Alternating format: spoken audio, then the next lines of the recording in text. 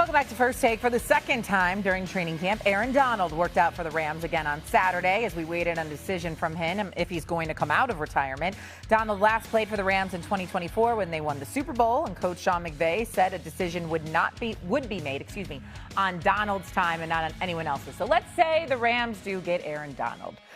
Let's dive into more of a situational situation here with the schedule. I don't even know if it matters, but if they do have Aaron Donald, Kevin Clark, go ahead and pick their schedule for us. This Wins is and losses. with Aaron Donald. He played 865 snaps the last time that he was a Los Angeles Ram. That will go down, but it won't be a lot less impactful because 80% of Aaron Donald is just about the best DT in the history of a lot of franchises, okay? So let's start it. We're in Melbourne. We're down under. Does not matter. Give me a Rams win.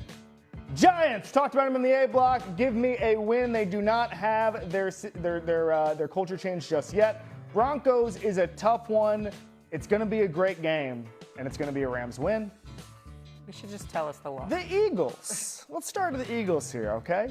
Because everybody's talking about the Rams being a super team. Well, guess what? Howie Roseman's been building super teams for about 15 years. Everybody's saying the Eagles are done in the NFC. Eagles, what are you going to do about it? You're going to win on October 4th. At home, crazy crowd. Bills, Josh Allen might be the best player in the world right now. Not enough roster talent to get it done. Rams win here. Carson Beck is my guy. He's starting by this. He has a great game. Rams win here. Fernando Mendoza looked great in the preseason. Does not matter. Rams win here. Chargers, Rams. Wow. Normally the road team in LA has a lot of visiting fans. I'm not sure how it's going to go here with Rams, Chargers. Give me a Rams win here. Love what the Commanders are doing. Not enough. Rams win here. Carson Beck keeps getting better every single week. Rams win here. Bye. Rest up, everybody. Aaron Donald getting in better shape. Packers is really interesting to me. We both love the Packers. Yes. We both think the Packers can win the Super Bowl if things go right. Okay, we love Jordan Love. It's not enough here. At home, give me a Rams win. This Chiefs game. Game of the year potential, right? Really? Because for me, we saw Chiefs and the Rams game supposed to be Mexico City a few years ago. It was the future of football. We saw it all, right? But I still don't believe, even if Patrick Mahomes is a better quarterback than Matthew Stafford, which he is most years, the roster talent is going to get them close. This is almost, the Rams to me are almost like a college team, Dan, where a lot of times it's LSU or it's Georgia or it's Alabama, and they're going to get the team where they 2004. UConn in 2004, UConn basketball, where they just have the roster talent and the roster edge all the time. Rams win here. Rams win here. We love the Cowboys, but Rams win here. Here it is, the loss. Christmas Day in Seattle, raucous crowd. Rams win here. And the division is decided because these Seahawks teams are really good with the win at home. Week 18, they go 15-2. No team did it last year. 2 years ago, the Chiefs and the Lions did it. Wow.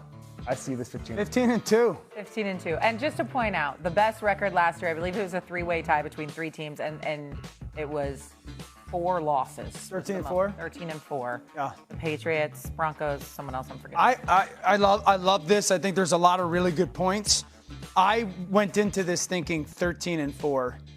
Because I do think at some point you get a little bit like, all right, it's middle of the season. I thought the Broncos would be a loss. That's a tough stretch, Broncos, Eagles, Bills. It's a brutal stretch. So I had that as a loss, and then I think I might have had Chargers as a loss as well. So I would have had 13-4, and then losing to Denver and LA as the two other. Maybe it was either LA. Or There's 2 brutal stretches. You mentioned these, and then right there as well. Yes. I mean, the whole thing right after the bye is there's all losable games. Wait, that's a brutal stretch. That's a brutal stretch. That final 7 games. But the problem is, all of these teams are saying it's brutal to play the Rams. Right. Okay, Myron, get in here. What would you change? He started out at 11-2. I can't do math. 15-2. 15-2. I clearly can't do math. I don't know.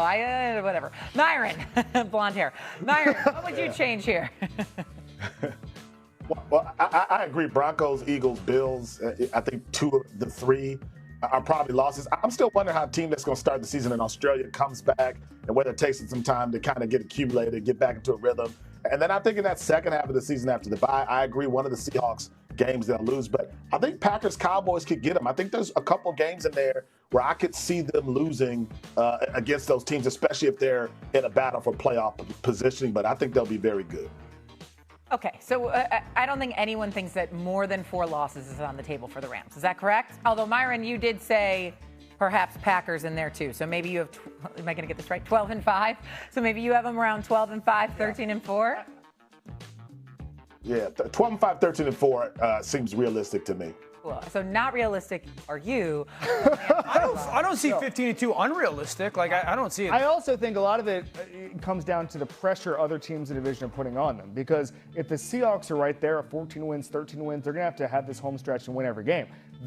Sean McVay, load management, he doesn't play anybody in the preseason anymore. Like he might take, if it's a blowout and they clinch this thing by here, he might take off a couple games. That's what the big X factor is with the record. Okay, so the record of 15-2, again, this is under the assumption that Aaron Donald does play for the Rams this year. I just want to remind everyone, Aaron Donald has not played a snap of NFL football in 2 years. Now, I know the last time we saw him, he was in the Super Bowl, and he is great, and he is all-world, and I understand that. But him just being inserted into this defense, again, he hasn't been around in training camp. No one at all is concerned. Or what is the expectation for Aaron Donald, I guess, if he does join this Rams team? Yeah, that he would be very close to the version Aaron Donald has been. Aaron Donald doesn't come back unless Aaron Donald thinks that he can be somewhat what he was at a high level. If Aaron Donald comes back, this has the chance to be the best third down defense in the history of the NFL.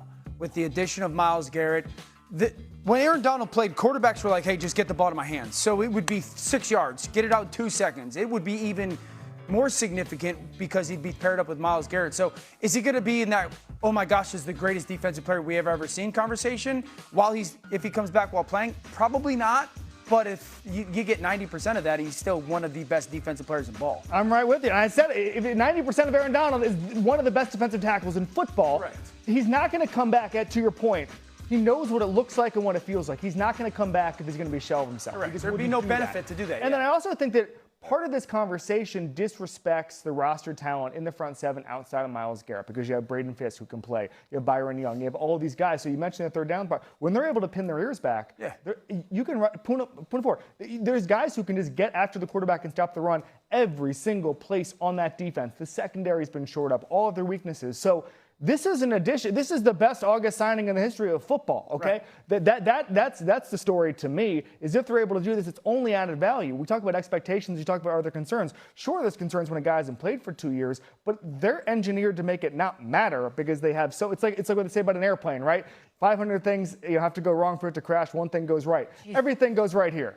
Okay, I don't love that analogy at all. Airplanes don't crash. How much we travel, but that's okay. Let me correct myself really because I'm full of errors. Safer than driving. Yeah, please. No more of the plane crashing comparisons. Anyways, I want to correct myself. Aaron Donald obviously played in 2023. The Rams were last in the Super Bowl in 2021. My years are getting confused. My schedule is getting confused. It's summertime still. Oh, I got to get back into it. Okay, Myron, what do you think the expectations are for Donald if he does return to the Rams this year? Well, I think the best thing for him is that the Rams are a Super Bowl team without him. Yeah. And I think that means that he can take his time to get ready for the season and return when he's ready to go. And I don't think Sean McVay's going to put him out there unless he's ready to go. And I think here's the reality why you sign Aaron Donald. It's just for the playoffs. Like, I don't care if Aaron Donald isn't ready until week 13. If he's ready for that playoff push, that's when you want him. And I think that's why this is such a smart signing with Aaron Donald if he shows up, because he can take his time and he doesn't have to be the everything guy he was. He doesn't have to be the MVP caliber player. He can just be a very good player who's durable enough to play in the playoffs, and that'll help this Rams team win another ring. What's wild is if he was an MVP caliber player, no one would be surprised. Everyone would just sit back and say, yeah, see, told you. He's different human. He's a freak of nature. Coming up here on First Take, Caleb Williams and the Bears. The team